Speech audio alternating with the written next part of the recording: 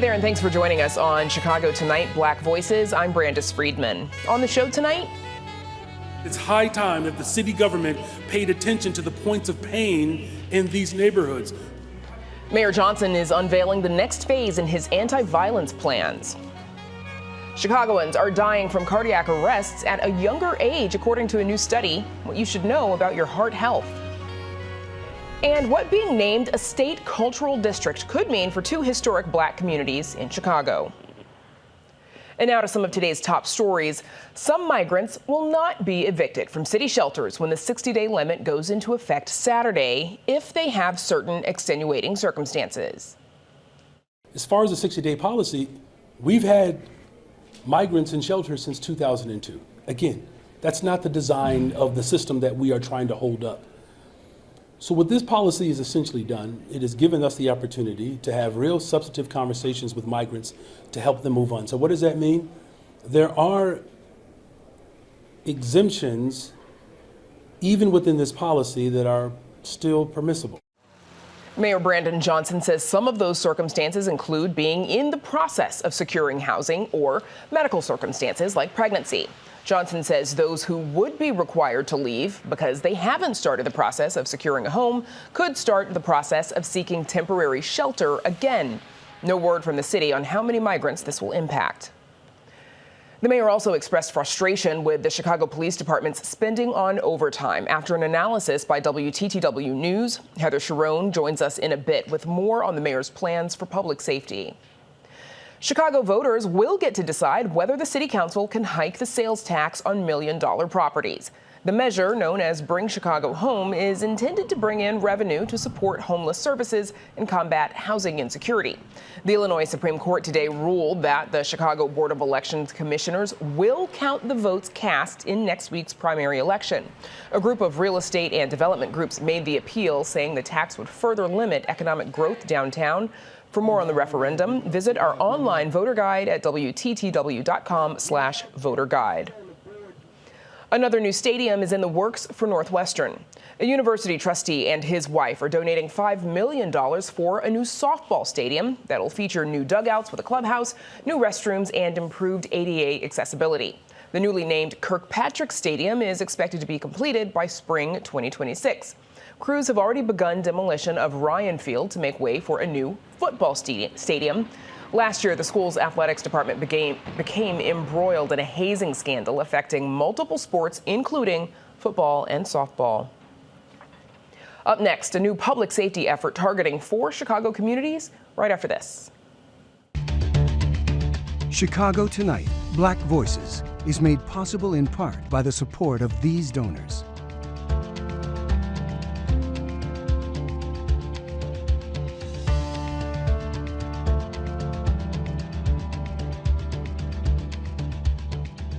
Mayor Brandon Johnson is announcing the latest phase in his plan to fight violence on Chicago's south and west sides by addressing the root causes of crime.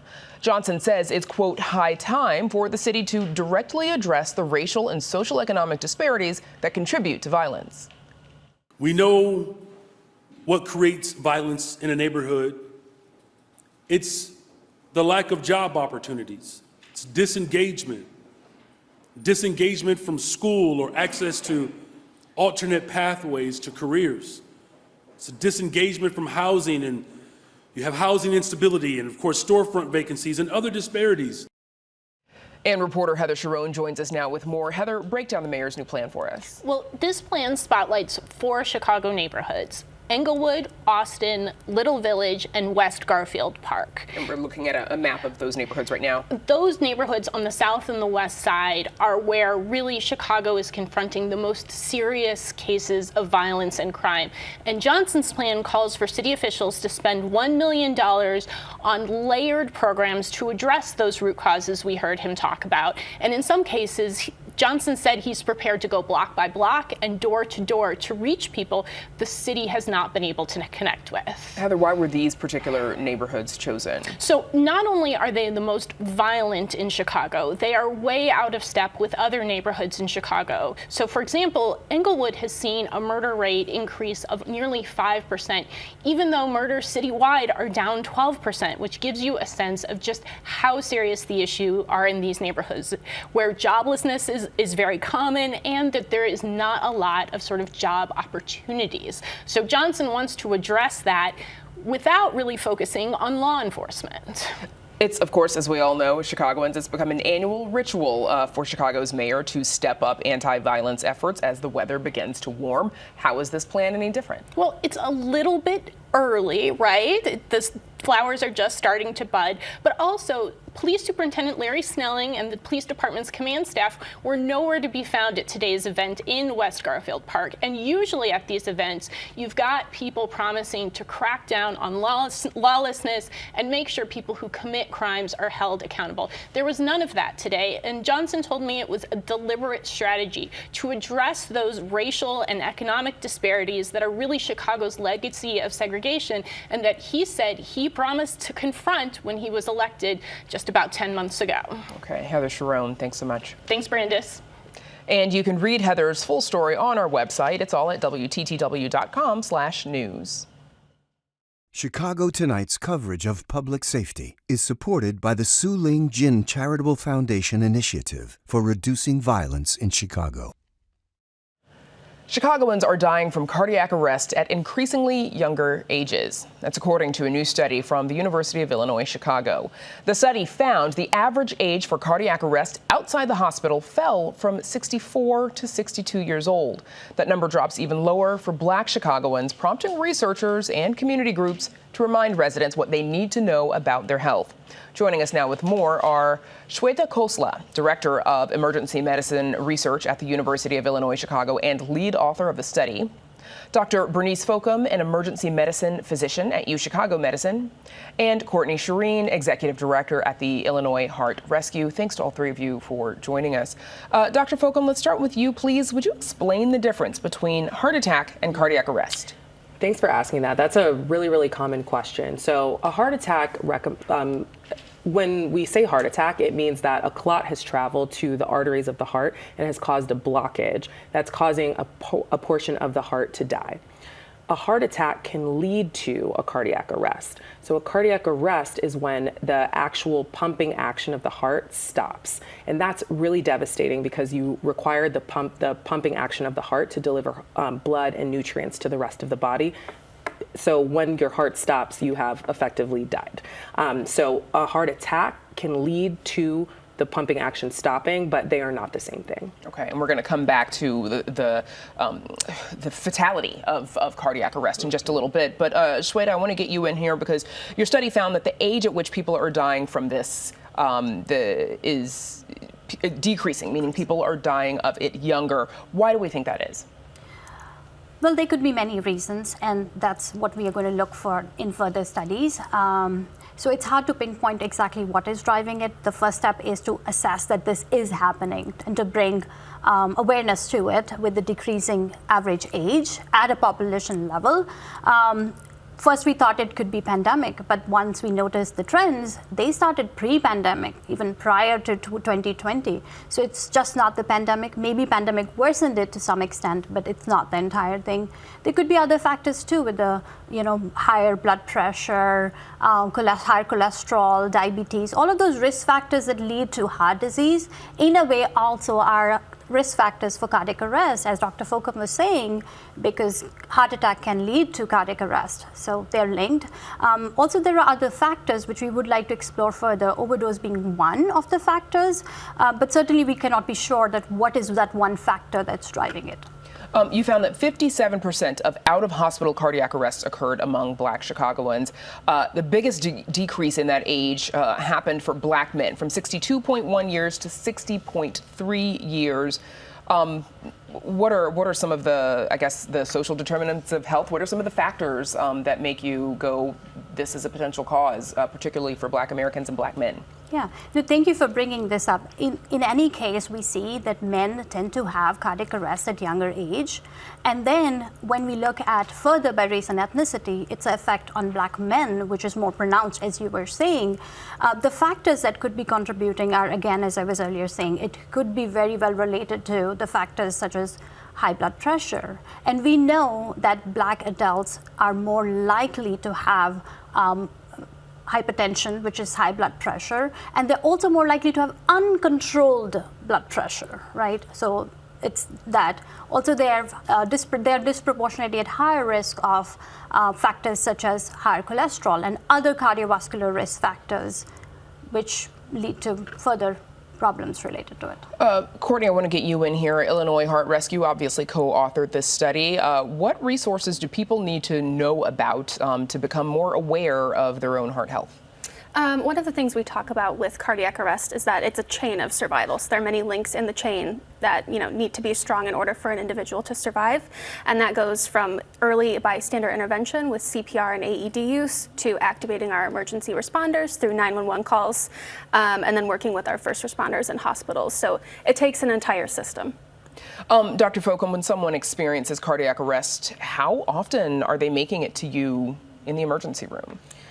It's hard to tell, but what I can say is there are a very, very large amount of people who we terminate in the field, which means that we go, our very, very capable paramedic teams go to their home. At that point, their families have called, oh, I realized that they weren't breathing, they didn't seem like they were alive, and so they're usually prompted by dispatch to start bystander CPR at that time.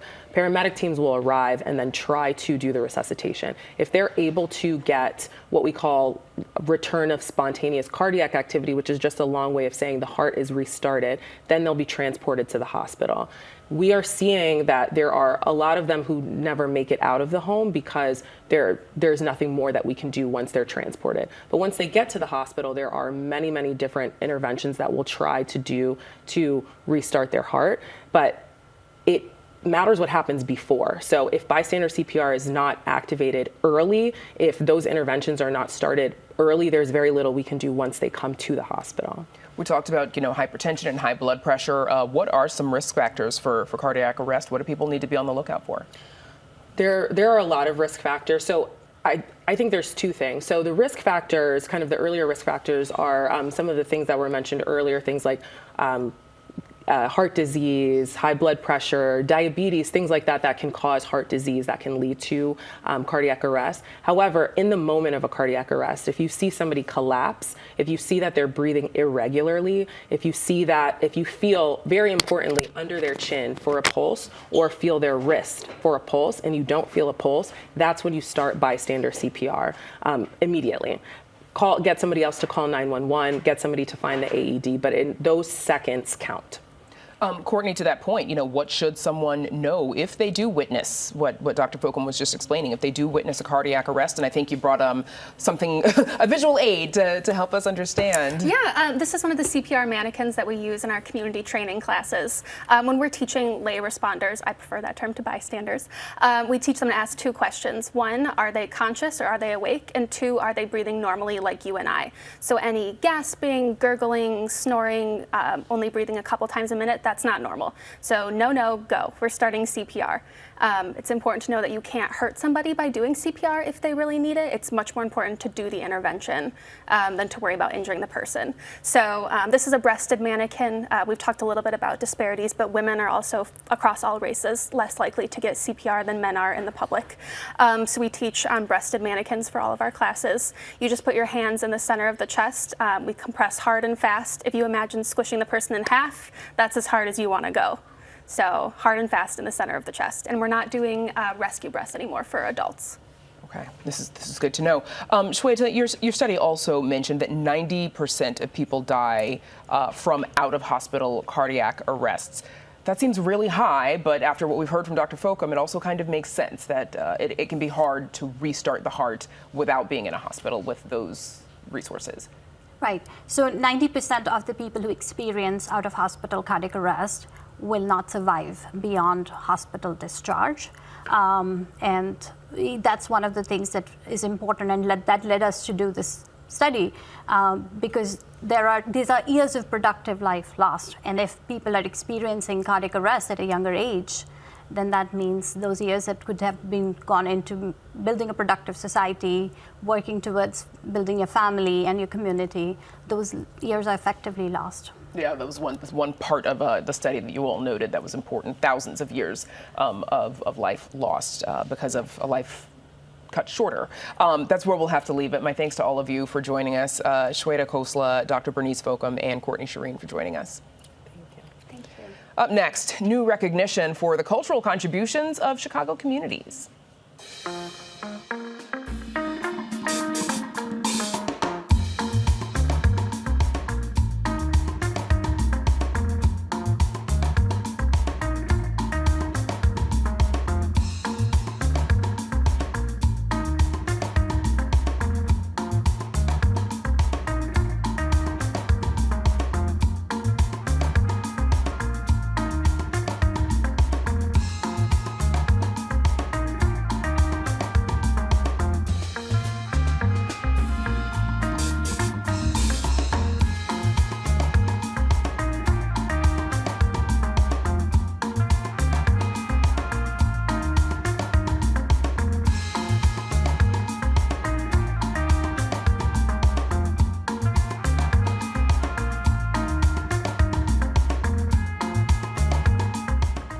Bronzeville and Chatham are getting a cultural boost. They're among 10 communities across the state, 7 in Chicago, recently designated by the state as cultural districts that are of unique value.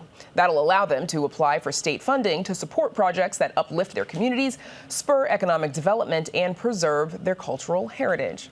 Joining us now with more are Nidra Sims-Fears, Executive Director of the Greater Chatham Initiative, Bernard Turner, Executive Director of the Bronzeville Black Metropolis National Heritage Area, and joining us via Zoom from Springfield, Illinois State Senator Maddie Hunter, who represents Illinois' 3rd District, which includes the Bronzeville community. Thanks to all three of you for joining us. Senator Hunter, I want to start with you. When the state announced this, they talked about cultural districts being able to apply for $3 million in funding. But just to be clear, that $3 million, it's not, is it $3 million per cultural district, or is it a $3 million pot to be divided among the applicants? Cultural districts. And Senator, I'm going to ask you to repeat your answer because the Zoom froze because it's live television. $3 million in total split among all the cultural districts. Okay, thank you so much. And you grew up in Bronzeville. What do you think this cultural district designation will mean for the area, and what kind of projects would you like to see? Yes, well, growing up in Bronzeville, I saw firsthand the lasting impact of the area's vibrant history. We had jazz clubs and blues clubs. Nat King Cole grew up around there. Harold Washington. You had Phillips High School, who just won the state championship basketball tournament rather. DuSable High School. I mean, Bronzeville has such a rich culture that we're just really excited that this has occurred with Bronzeville, and we look forward to putting all kinds of resources and continuing to grow that community.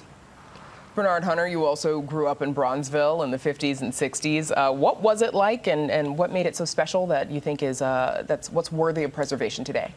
It was a very vibrant neighborhood. When I grew up, I remember walking around, hearing music, watching people learn about jazz, the history, the culture, and the institutions that grew up there, particularly the religious institutions, the churches. All of those kinds of things contributed to the culture that we have there and now. Nidra Sims-Fears, same question to you. Let's talk about Chatham. What was it like growing up in, and what makes it special? Why would you like to see it preserved? I had an idyllic childhood in Chatham. When people were able to migrate from Bronzeville, they came to Chatham, Greater Grand Crossing, and it was just lovely. It was, and so we're here promoting Mahalia's Mile, which is on 79th Street between State and Cottage Grove. I used to walk by her house as a child, and it's like there was a goddess living among us. And so we really want to celebrate the richness of Chatham, the legacy, the music, our notables, the Johnsons, Ultra Sheen, Soul Train, Ebony, others that really made it the economic engine that financed the civil rights movement and really was key in creating this past and present network of great entrepreneurs, singers. People say there would not be a Beyonce had there not been a Mahalia. And that Mahalia with Thomas Dorsey, they created gospel, but what they also did was create a record industry that supported them. And so they were both great musicians, but they were also good business people. And Mahalia, single-handedly, she financed the civil rights movement. So they were very important to who we were and who we've become. And we talk a lot about like the history of these communities and how great they were, but what's changed? What are they like today and why? Nidra, I'll start with you, and then I want to get to the others as well. So what changed in the community was what made it was that it was discrimination, and we all had to live kind of in the same pot. My block, my mother was a teacher, my father was a foreman at Ford, there was a judge down the street, there was a postal worker across the street, and then the fair housing laws happened and people could move, and people moved. And so that's what happened. But what I'm pleased to say is that when I started with Greater Chatham Initiative, which promotes Greater Chatham and Mahalia's Mile, it used to be known as your grandmother's neighborhood. Well, the granddaughters have stepped up and they are back. The granddaughters want their neighborhood back. They have come home. Bernard, I want to ask you the same question. What's changed for Bronzeville? Well, what I see is, first of all, we have become a national heritage area, and that is something that is giving distinction to the city of Chicago. Not very many cities have national heritage areas, but this is work that's been done over 2 decades by a lot of people in preservation, helping to preserve buildings and helping to preserve the culture that we have. So the changes that we have are changes that are going to increase the development in the community. So you probably know about the Bronzeville Lakefront project that's going to improve that particular property. There's a lot of real estate development, but our work is really to work with the community organizations and to make sure that we are representing what Chicago is. And Bernard, you were one of the leading voices calling for Bronzeville to be designated as a national heritage area, and as you mentioned, that's happened. What does this mean for Bronzeville, especially now that there's the opportunity for this state funding as well?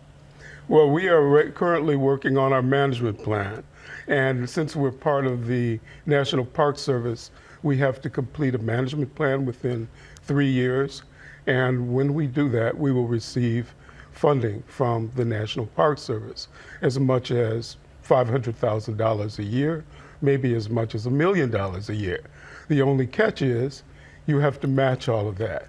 So our work is to get funding from sponsors, from foundations, to work with community organizations, and to partner so that we can do that. Senator Hunter, we talked about the $3 million split between 15 districts, so it probably means each of them will get several $100,000. When you consider, though, the decades of disinvestment that some of these communities have experienced, how much are you hoping, or how much of an impact are you hoping these additional funds will be able to provide, and what more would you like to see done for them? Well, I expect for that pot of monies to grow, because I know that by 2025, the state plans to expand the number of cultural districts, and $3 million certainly is not enough monies to go around. And so I expect the governor and his administration, as well as working in cooperation with the General Assembly, to find more dollars to ensure that these cultural districts prosper and grow. And we're looking at the list of the 10 that have currently been designated. And as you mentioned, we know that 5 more are expected to be named by 2025. Have to leave it there for now. My thanks to State Senator Maddie Hunter, as well as Nidra Sims-Fears and Bernard Hunter. Thank you. Thank you. Bernard Turner, excuse me. If you switch the T and the H, my apologies. We're back to wrap things up right after this.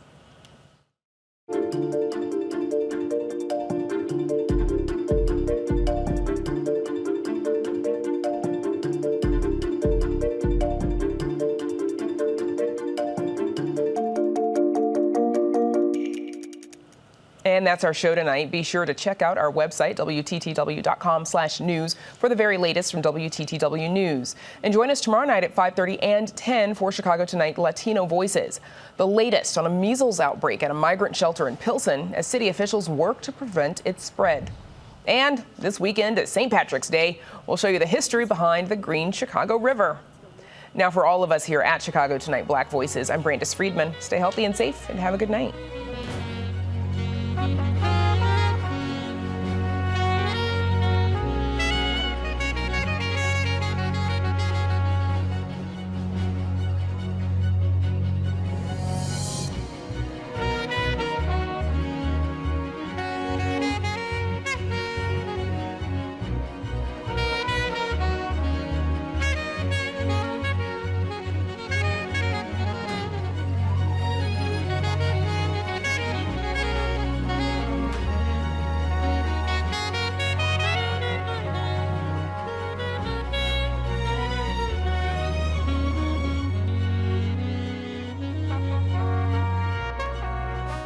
Closed captioning is made possible by Robert A. Clifford and Clifford Law Offices, a Chicago personal injury and wrongful death firm that is proud to be a multilingual law firm that provides translators for a variety of languages.